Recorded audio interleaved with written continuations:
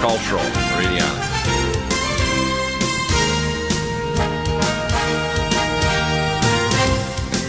And welcome back to the Nutrimedical Report. We have Matthew Deagle, my oldest son here. He has his own show over on hour number at 12 to 1 p.m. Pacific time on the Rents Network. And quite amazing analysis of symbology, geopolitical, and other issues. You made some very important points over the last few days, Matthew. We have, of course, our first guest here is Emil de Toffel. His background is a dentist and master in engineering. He heads the most important company in the world for, it's called Less EMF, and we have a link directly on our website and our front page. They have the technology to block electropollution, to measure the actual radiation from Fukushima Daiichi, to actually tell you what kind of level of high-energy ultraviolet light's outside. Again, you can actually have access to government sites that will tell you also that the level of high-energy ultraviolet light over the last 23 years has dramatically increased from the sun. So now over 73% of the light is in UVB or higher energy, which causes A will tan you, B will burn you, C will give you cancer, and D will kill you, called DEAD, D-E-A-D. We also have increasing electropollution, switching mode power supplies, smart meters, Wi-Fi networks, more high-energy cell phones. These are all entraining frequencies that entrain tissues and jam the normal intracellular communication and DNA activation, which, by the way, is biophotons, which change the conformation of modulating proteins on the DNA histones that actually unveil or block DNA. So less EMF is a really important thing. A lot of people are getting electropolluted, are getting sensitized and have symptoms, but the research from the Clean Heart Foundation and elsewhere have shown on scan electron microscopy and other advanced testing that on 100% of life forms, including humans, have biological changes if you use specific parameters. Not just 1 or 2%, but 100% have changes, even if they aren't symptomatic. So these things are screwing up our normal cellular communication, and you have to block it. Whether it's putting a sterilizer inside your home, which I have, sterilizer transformers, which you can put on A and B sides of your input power coming into your home, and also through the rooms. Switching what power supplies to block these little step-down transformers for your laptop or your clock in your room, timers, garments that actually will block radiation, things that actually block the electromagnetic pulse if we happen to have an EMP weapon from, say, North Korea, or CME from the sun, or a gamma burst. All these things are real issues that the average person is unaware of because you can't taste electropollution. You can't see except maybe your skin burning if you go out in the strong sunlight nowadays. And that's why we're also seeing a massive increase in levels of cataracts and skin cancer because of the high energy light. Fukushima Daiichi, this is the 5th anniversary, and I'm putting together another paper, an update paper, and an ebook that's going to compile 5 years of research with myself, our nuclear expert Chris Harris, and many other experts and nuclear scientists that I've managed to compile over the last 5 years. It's very nasty. And unfortunately, most of these things, the human sensory mechanisms did not, quote, develop to have the sense to know whether or not you're being bioaccumulating radiotoxins, or if your cells are being blocked by electropollution, except some people are so sensitive, they're now having to, live in a tent outside their home if their smart meter is making them sick, or they have to avoid electropollution areas completely. I mean, it's getting pretty nasty for some people where they really can't function in so-called the modern society. So tell us some of the equipment you have available right now, Emil, and why this is such a big issue that's gradually expanding as the population gets more electrosensitized, also more exposure to radiotoxins, and now higher energy ultraviolet light from outside. You've hit the nail right on the head, and I really appreciate that you're helping us get this word out about how the world is becoming more electropolluted and people are becoming more sensitized. If you're listening and you're not yet electrically sensitive, pay attention because it's coming. You're going to, over the course of the next little while, either yourself become electrically sensitized or you're going to know personally someone who has. The electrical environment that we are living in is becoming more and more polluted with microwaves from our cell phones and laptops and tablets and Bluetooth and smart meters and everything else, and from the electric and magnetic fields coming from all of the appliances that we have plugged in. I was looking online the other day for unnecessary electrical appliances, and I swear to you, I found an electric spoon there is now a spoon that is powered by electricity that you can use, and the selling tagline on it is, "It makes breakfast more interesting." Now I have to, I had to say that because it just drives me crazy how we bring this stuff into our lives, and then we get calls from people all over the world who say, "I just figured out that why I'm so sick is because of all the electricity." And I asked them, "Do you have a cell phone? Do you have Wi-Fi?" And they've got all these things. And I know it's tough once you get them. It's tough to give them up. Well, but the top most dangerous ones I know are, number one, smart meter comes into your home. The second is an inductive heating element. And I know even on some of these television shows when they want to build, tree houses or, rural houses, they have these inductive element heating where basically doesn't directly heat it like make a hot plate. It actually heats it by inducting electromagnetic fields to the pan, and the pan itself gets hot. You can literally walk into a room with the a gigahertz solutions from Germany, and it goes blam, and the radiation levels are mind-boggling. And what people need to understand is these radiation levels are coming in with what's called entraining frequencies, which means they pulse at an energy, and the cells start to pulse at the same energy. And when that happens, it actually jams DNA and cellular communication. Now, you got to understand that you have a bioplasmatic body that regulates DNA regulation and enzyme induction. And if you screw that up, you can't epigenetically express your genetics as a living being. Now, people say, well, that's not a good thing. Well, you can actually look at the neuropores of cells and actually see them under stress contract, and they won't allow transition of proteins or ion channels to allow nutrients in or toxins out. People say, whoa, that doesn't sound good. Well, it isn't good, which is why cancer rates are going up, why behavior rates are going up, while the blood-brain barrier breaks down with a cell phone at the side of your head, why people are getting insomnia from smart meters. First symptom I had 4 years ago, now almost 4.5 years ago, because it was like the fall of 2011, is they slapped a smart meter on my house without me knowing, and I got horrible insomnia. I mean, I'm hyper as it is, so I take natural things to help sleep, but this was mind-boggling. I wouldn't get to sleep for more than a half hour to 40 minutes at a time.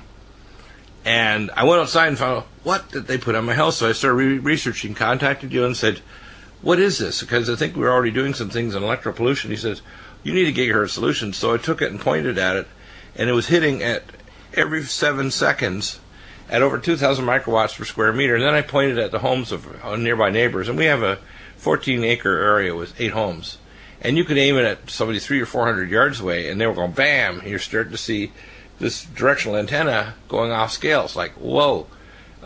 We actually had to build a wall for property near our bedroom, which is about probably 75 yards away and down a hill to block the radiation, because when I talked to the guy, as at the time, he's gone, but he moved to Connecticut, but he thought it was crazy to say that there's electropollution. And I said, look, just look at this meter. And I pointed at it, and you could see it go bing, bing, bing, and it was going off scale over 2,000 microwatts per square meter. And this is a very highly sensitive meter from Germany. People just don't get it, okay? And the problem, the same thing goes with Fukushima. The government's not reporting Fukushima with the International Atomic Energy Agency, the Nuclear Regulatory Commission. We have Chris Harris on and many of his buddies. They're actually contributing research, and we have nuclear scientists and so on in the background. The government's not reporting properly the radiation levels. They don't. When I contacted senators and congressmen in California and Oregon, I had people try to kind of fluff me off and say, no, we know more than you. No, I said, I'm going to give you a bunch of questions, and pretending this is your PhD thesis, you're going to either pass or fail. And I said, and after I talked to him for a while, I said, you had a failing grade. You don't make the grade. You're not getting, your thesis is not accepted. Okay, so I said, you don't know what you're talking about.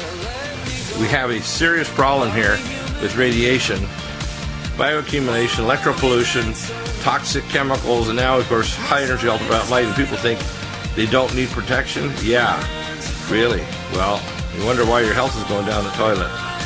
Not surprising.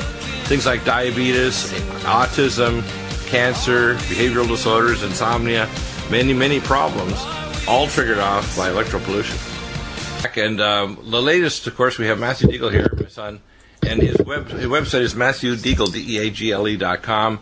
Matthew, I'd like you to do some symbology analysis and use some of your skill sets with numerology, astrology which, by the way, is biblical astrology. It goes back to the book Sting of the Scorpion with Jonathan Gray. And what people should understand is the nature of our universe. I'm just going to summarize this again. Is there's 5 dimensions to our lower realm. The highest is what's called the Higgs field, which is curved time-space, and which forms wormholes, etc. Then there's 7 dimensions of what we call consciousness, or we call the spirit realm, which is we call negentropic, or order. And our lower realm is entropic, which means it goes to disorder and it receives order from a higher realm. And then there's finally... it's pretty simple. Like, I don't know about all that stuff. I mean, I don't want to make it too complicated. Basically, symbols just have a universal meaning because... Right, well, there's symbology that's going on in this... Geometry is universal. Everybody knows that 2 + 2 = 4, right? Similarly. Right, it's the symbology, though, by the way. Something is what it is. It's just the difference between, forget about any of this complicated physics stuff. It's just because it all gets theoretical, and at that point you're going to enter into realms of different theories. Well, no, actually, I've talked about this in the show before, but anyway, the reason why I'm asking this is I want you to look at the symbology of what's going on, because there's a lot of foolish attacks against Trump. Yeah, but I want people to know that this is not based on a theory, right? This is not based on a theory. This is based on absolute mathematics. The spiritual way of thinking is not about theoretically approaching something. It's about something being what it is, the same way that mathematics works, right? Spiritual science is actually a kind of mathematics. It's once you realize what something is, you can't unrealize it. It's like you can't unknow that 2 + 2. Give us a good example of that, because a lot of people are often what I call a cul-de-sac. Well, obviously, all true spiritual books, like the Bible, any truth in them has to correspond to absolute symbols. It's just the symbols come before anything else. There was symbolic language in the universe before there was... right, for example, even the letters of the Hebrew alphabet, which is in the pre-Hebrew alphabet, were all word pictures and symbology. Every single one. The original Hebrew alphabet was called the celestial alphabet. It's basically constellations. Every individual letter is actually a representative of a constellation you can see still in our night sky to this day. And that's how the lines were drawn, actually. That's really interesting. So what do you see going on in this election? Because the symbology, I see the panic right now. I look at Drudge just a moment ago, and it says, here's the headlines. Trump hits 53%, Soros freaks, China warns, Japan fears. I mean, what's going on here? Because all we're talking about doing is a better deal where it's a win-win. He's not against trade. He wants smart trade where America doesn't get crunched. He also wants foreign policy that doesn't provoke war. First thing he'll do. There's only a couple of real issues going on right now. People talk about so many different issues that aren't significant. As far as the presidency goes, the only significant issues are creating peace on Earth and preventing World War III. Right. Which, by the way, first thing that Trump will do when he talks to Putin is Putin's already announced he's pulling back planes and troops from Syria because he thinks he's already... that for me alone. Trump's already got my vote because he's the only one who's talking about repairing relations with Russia. Right, when you look at Cruz or Rubio or any of these other characters, I don't think Trump is... I agree. Trump is not the most qualified person to be a president because he doesn't have a lot of experience in politics. But he's being advised by people who know better than these jerks like Marco Rubio. Yeah, but I think of him as a manager. I don't think that he's going to... a lot of people think he's an egomaniac. I don't think so. I think he's competent enough to know that he has to rely on advisors. The main point is that he has enough reason to see that it's crazy for us to continually provoke against Russia, and that fundamentally our grievances with Putin, at least the ones that are publicly given, are totally petty. Like, Putin doesn't agree with our acceptance of feminism and homosexuality or whatever. It's all nonsense, Right. Who cares about what? I mean, first of all, that isn't even Putin himself. That's just the Russian people. Russian people are turning to more conservative values because they're sick and tired of the years they were under Marxism. That's basically it. And I don't think it necessarily matters at all what the Russian people want. I mean, that's just their culture. Who are we to be going around the world like these Marxist fanatics are, trying to change everybody else's culture? Right. Is that really significant in comparison to the possibility of warfare involving directed energy weapons and nuclear weapons? It's just, people are totally delusional and detached from reality if they think that stuff matters. It's the same thing with the Arab Spring. You have Hillary Clinton going in there and disrupting Libya, and now ISIS is in control, destroying the Middle East. Right. All in the name of, what, democracy? It's not creating democracy. It's pushing them even further into totalitarianism. Well, it created the crisis that dumped all these people out of their home countries. In fact, when Russia started to clean up the mess in northern Syria, a lot of the people moved back because they didn't want to be in Europe. They want to be back in Syria or Iraq. They want to be back in their home country, in their towns, even though they're blown to pieces and their infrastructure and power is all screwed up. They still want to rather be back home once Russia cleaned it up enough that the terrorists aren't taking over the towns and cities. Well, I mean, they're accepting a lot of refugees in countries in the Middle East anyway. It's not. We don't have to have the refugees geographically relocate to Europe. Exactly. For instance, Angelina Jolie today was in Lebanon, and they discussed how she was in the Bekaa Valley. Yeah. In the Bekaa Valley, they already have over 1 million refugees from Syria. Now, that's a much more realistic place to put them for the simple reason that Syria and Lebanon were one country 100 years ago, right? Right. They were the same country. And before that, they were all part of the Ottoman Empire. So, obviously, there's virtually no culture clash there. I mean, Syria and Lebanon, Lebanon taking Syrian refugees is like if Germany took Austrian refugees. It's not at all comparable to Germany taking refugees from the Middle East that are hostile to German culture and see Germans as heathens, just like the Jews did. Obviously, we know where this is going to lead. Eventually, it's not going to be any happy place for these Muslims. No, not only not happy. Holocaust too. It'll basically be. It'll be Holocaust too. I guarantee you. These people are out of control. They're going to provoke and they're going to attack. They're going to continue their backward ways, and the Europeans eventually will get fed up with it and put them in concentration camps. We've seen it before. That's exactly what happened to the Jews. The Jews were behaving like religious fanatics who treated the Germans as heathens, and eventually they ended up in concentration camps. Now, I don't believe that the Nazis actually had a plan to exterminate the Jews. That's all nonsense, and it's all legendary. It's a Marxist religious legend, in my opinion. But nonetheless, obviously, it was pretty bad to suddenly be kicked out of your houses. I mean, everything they've gained by being in Germany, they're going to lose if they stay there. They shouldn't stay there. I'm telling refugees right now. What do you think will happen? What you should be doing it. First of all, don't flee your own countries. A lot of these are young men. Why are they fleeing their countries instead of fighting? Because again, they're cowards. They're docile. Well, yeah, that's right. They're more passive. When I ask you a question, Matthew, what do you think will happen? It shows disloyalty. It shows this pathological demeanor. Right. They aren't even when we come back, I want to ask you, what do you think will happen with this election if today Trump gets enough votes? According to the polls and the projections, by June at the very latest, he'll have enough to get his nomination, so they won't be able to go to their broker convention.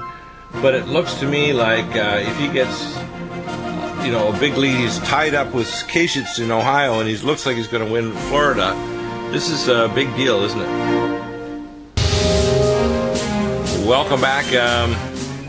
One of the concerns that I had, and there's a lot of crazy things that are said about Trump.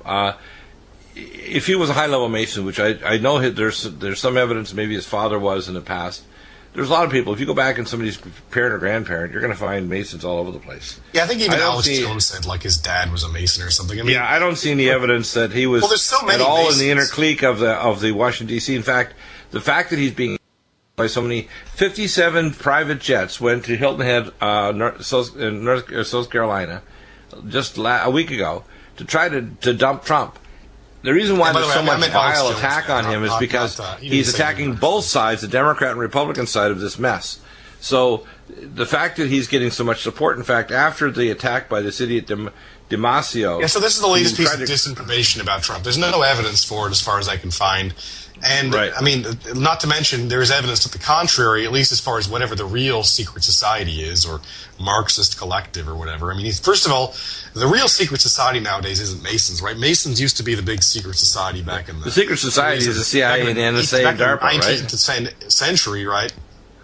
But the secret society now is Marxism.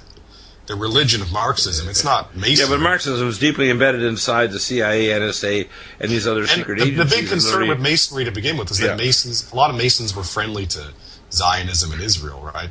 But Trump is, if anything, not somebody that pleases the Zionists very much, because he wants to be neutral on the issue. He wants to listen to both sides and not just listen to Israel's side. And if anybody here is a huge Zionist, it's Ted Cruz, not Donald Trump. Well, he's actually a religious maniac, too. Why don't you play that clip where Newt Gingrich says that Donald Trump is not part of the secret society? I sent it to you just now. Oh, okay. What I'm going to do is I'm going to send this clip over to our board op. It may take a minute for him to find it and then post it up. So, I mean, it's an interesting choice of words, whatever the case. Even if he means it metaphorically, I mean, it certainly sends a signal that the Republican Party doesn't like him because he's not part of the secret society. But Trump not a secret society. In fact, I heard that comment the other day from Newt Gingrich. The reason why he's on the outs is because he's not part of the inner clique. He's not part of the secret societies that run Washington D.C. Neither the Republican or Democrat, because it's really just one party. I mean, the main thing is what is he not on board with? He's not on board with Marxism. As I said, Marxism controls a lot of the CIA now. They control a lot of the Democrat Party and maybe even Republicans. I mean, certainly they are behind a lot of these instigations against Russia and these protests that are and by the way, if the blacks and Hispanics and people of color understood this, including women, they realize what Trump's going to do is actually restore jobs to black people, bring back some level of sanity to women. And by the way, issues like, for example, when he says he's pro-life now, he wasn't pro-life years ago. He went through a transformation. That's actually, he's got the backing. Well, I mean, all these issues, these little issues, are all just political issues. They're irrelevant. But by the way, the president's going to solve that. Yeah, go ahead. The most significant issue isn't, whether he's pro-life or anti-gay marriage or whatever. That stuff never mattered anyway. I mean, you're not going to change what somebody does in their private life anyway. You're not going to change people going to get illegal abortions or whatever. What you can change is maybe us not getting into war with the Russians, which is what Trump says he wants to do, is repair relations with Russia. Control our borders. Now, by the way, when he says he wants to not have drugs come into New Hampshire... He wants to control immigration.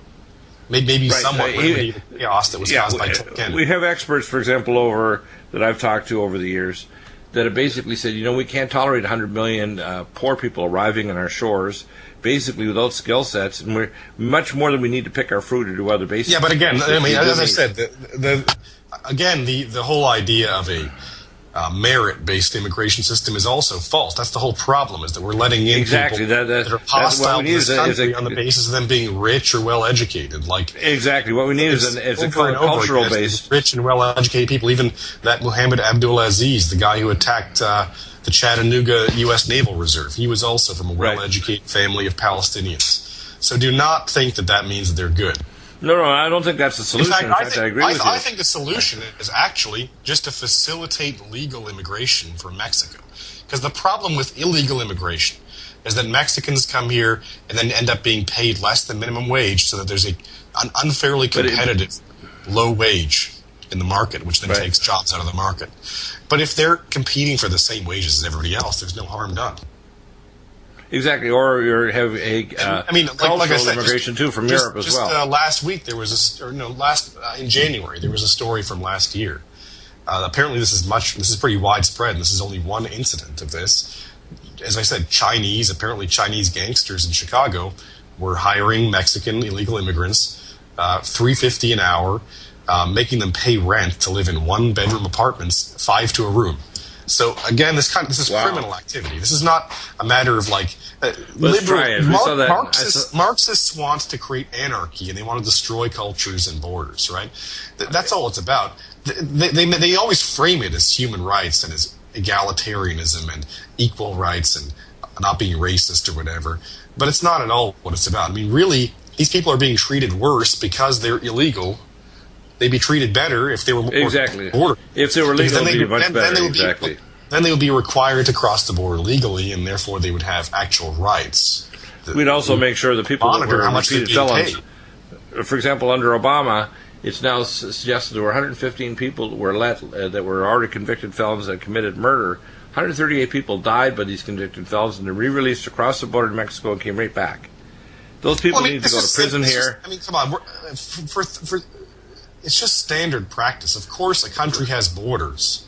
The notion that countries having borders is racist is the crazy and revolutionary idea. That's what Obama's pushing, and the globalists.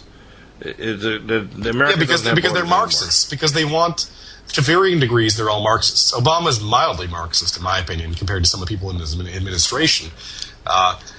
Which is what's worrying, is that some people who are trying to get into power may be more Marxist than him.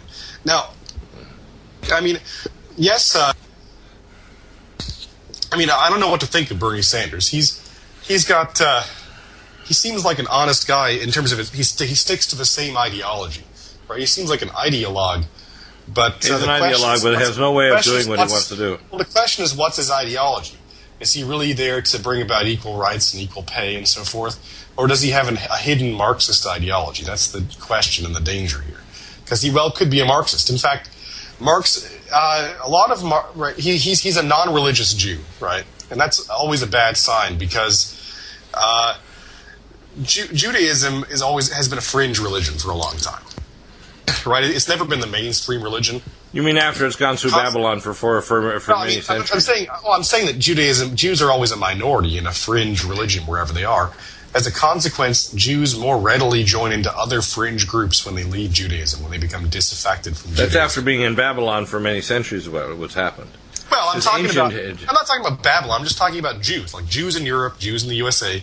And Jews have talked about this themselves. That Jews are overrepresented in all sorts of fringe groups like cults, New Age organizations. Yeah, the last couple thousand years. Yeah, and, since the fall and Marx, of right? Marxism. I regard Karl Marx. Karl Marx is like a false Jewish prophet. He might even be considered to be a false Jewish messiah, similar to Jakob Frank or Sabbatai Tzvi. These guys are all. These are, by the way, Bernie. So Shabtai Tzvi, Barry Chalmers has talked about this many times in his books about Shabtai Tzvi and Jakob Frank. Yes, in fact, the guy who introduced Hitler to the Thule Society was apparently from a region where that was a very popular cult.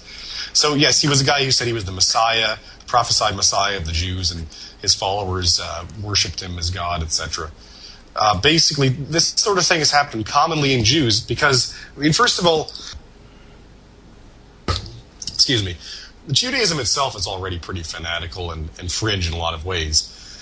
So when you leave Judaism, you're already isolated from the mainstream. You mean if you become a post-religious Jew? In other words, you're no longer a Hebrew Jew. Well, I would say post-religious. It's a religion, right? Marxism is a religion. But but you moved away from the basics of the biblical basics of Judaism, is what you're saying. Yeah, in other words, what you're referring to is Bernie may be scary. I don't think he can do what he says. Yeah, I think he's a Marxist. I think he's actually made a statement that he calls himself a communist, but really he's a Marxist. And he has no way of financing what he wants with it. He's ready to play this MP4 with Newt Gingrich. Go ahead, John, and we'll have a listen to the MP4.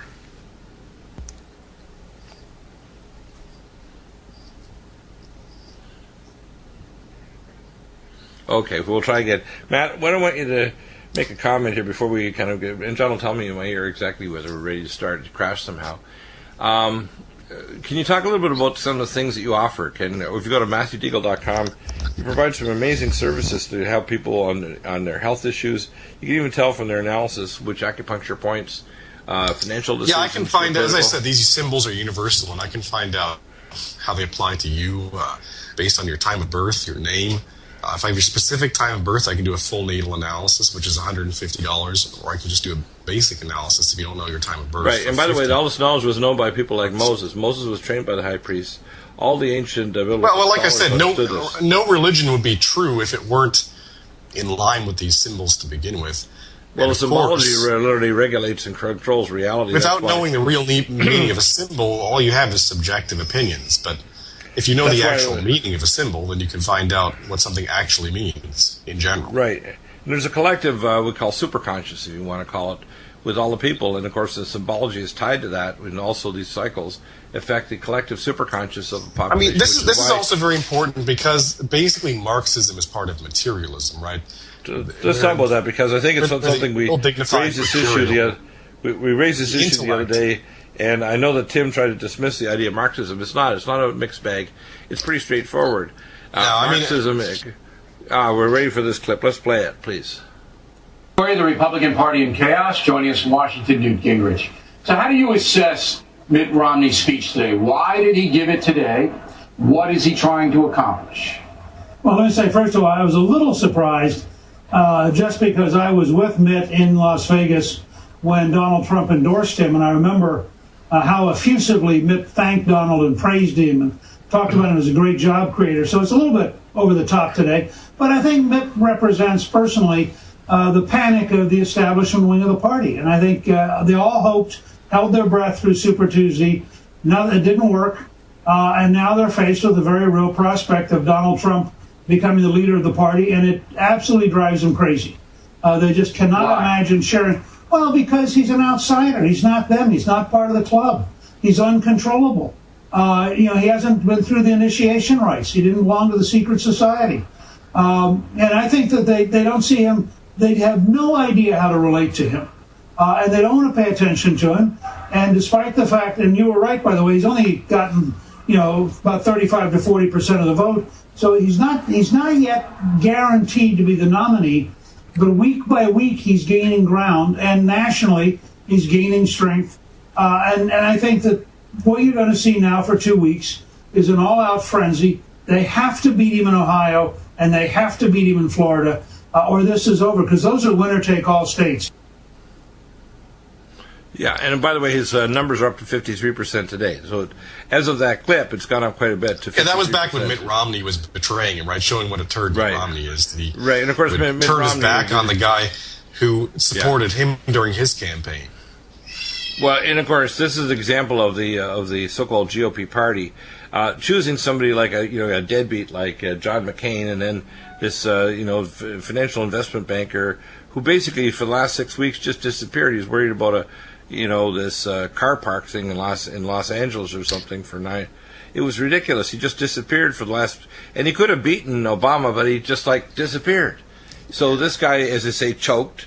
Like I like to comment by like about Marco Rubio, he's a choke expert. It's ridiculous for him to think he can insert his opinion at this late stage. And the fact is, more that they attack him, and more that, for example, what is John McCain's motive anyway? I mean, it's just so stupid. Mitt Romney, these guys are all exposing their true character. Well, what happens is the public's even the more they attack. For example, when MoveOn.org and so-called Black Lives Matter, all lives matter. When Trump makes the comment, he's concerned about the 55%. Well, yeah, I mean, I don't totally Let me finish, agree Matt. Let me finish, please.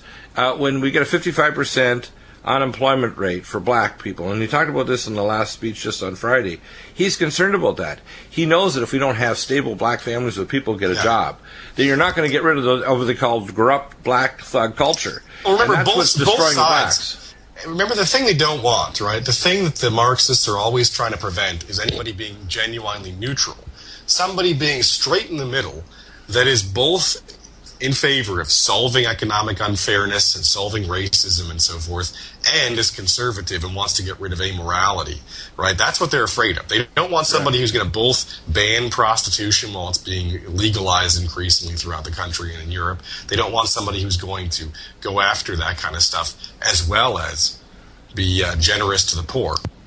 They want somebody on either side of the fence in one of their fake political parties who's either a usurious and greedy pseudo-Christian hypocrite like Ted Cruz, or on the other side of the fence, they're some delusional, naive Marxist.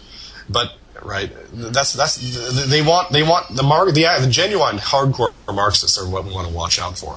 Now, because they're manipulating both sides. They want both sides to fail. Exactly. In other words, they don't want somebody else. They don't want somebody to genuinely provide an alternative to them. Exactly. So here's the thing, though. I don't know for certain if Bernie Sanders is a Marxist. In fact, I don't even know what time he was born, because he hasn't revealed what time he was born either. But he was born on a day, which adds to 17, right? So that's something you always want to watch out for, is when the number 17 has that meaning of revolution and overturning things. It's not always bad, obviously. It can be good, like the War of Independence, but it's quite often a negative and destabilizing influence. So you got to watch out for Bernie Sanders. I mean, I don't know if he's a Marxist, right? Being a socialist is not the same thing. The whole socialist-capitalist dichotomy. Well, I'll give you an example. One of the comments that 7-point plan for healthcare that Trump wants to do, it will work. And not only that, he said, I want to have an expanded Medicaid program so people don't have to worry about paying premiums. Everybody will get help. Yeah, I mean, he wants a system that will actually work right away. Now, you can eventually start to... The dichotomy is all bullshit, too. So, excuse my language, but it is. It's all a way of deceiving people into taking some element of enslavement along with what they are trying to get. So Republicans are brainwashed to think that it's a good thing that some people are extremely rich and other people are extremely poor. That's not a good thing, okay? It's a bad thing. It demonstrates greed and a degeneration of our culture. Well, you don't want to also have a small business tied to the idea that you have 50 employees, you're going to get massive fines or have to pay ridiculous fees for health care. Yeah, it's not a good thing that we have lots of impoverished people in this country, obviously. And all it does is it creates, ultimately what it does is it creates a stratum of society that can easily be radicalized by people like Marxists in order to overthrow our society. Just like the French Revolution. Well, you mentioned a comment the other day that I thought was... placate the population, then eventually they might revolt against you and destroy your entire culture. As we saw in many countries that were taken over by Marxists, they literally destroyed the entire aristocracy and therefore almost the entire culture of, say, China. They literally destroyed ancient culture. But one of the comments you made the other day I thought was very good is the idea once you reach a certain threshold of income for a person or a family of a reverse tax where you give people money back. Yes, exactly. If you're below a certain not raising just the minimum wage, which would harm small business, but you get reverse tax where if you earn under a certain income, you get money back automatically. It's very simple. It's very simple. Because the economy thrives when there's more spending, right? Well, how do you create more spending is that the average person has more money. It's simple. Right. So, in other words, let's say you choose a certain threshold income for a person or a family. If they earn less than that, they get money back automatically. That means they have the money to spend for groceries and cars and other supplies. In other words, you just establish a basic living wage, and everybody gets it based on. And if they don't have enough, if they don't make enough the market value of their labor isn't enough to accommodate that wage, then they simply get reverse income tax. Instead of the government taking money from them, they just give them money. By the way, that's a better solution than the idea of raising minimum wage either, because minimum wage will hurt small business. Right? That's like once a year you get a tax return. I'm talking everybody getting paid below a certain amount gets money back from the government. Now, the reason they don't propose this is, of course, they want to have as much money in their coffers as possible for all their programs. Right. Well, one of the things that you mentioned, I think this is a very good plan, is this is far better than Bernie Sanders' idea of a minimum wage because it'll hurt small business. What you want to do is minimum wage itself is a flawed idea because the market value of your labor isn't necessarily going to be above minimum wage. Right. Exactly. So, this is a much better solution. It's also simpler to apply. When we come back, we're going to be joined with Tim Alexander. Coming up tomorrow, Harley Schlanger as an autopsy after Super Tuesday today. Trump is online to take Florida. If I'm looking at the polls here, he's head neck and neck with Kasich in Ohio. Illinois is up for grabs. It's proportional.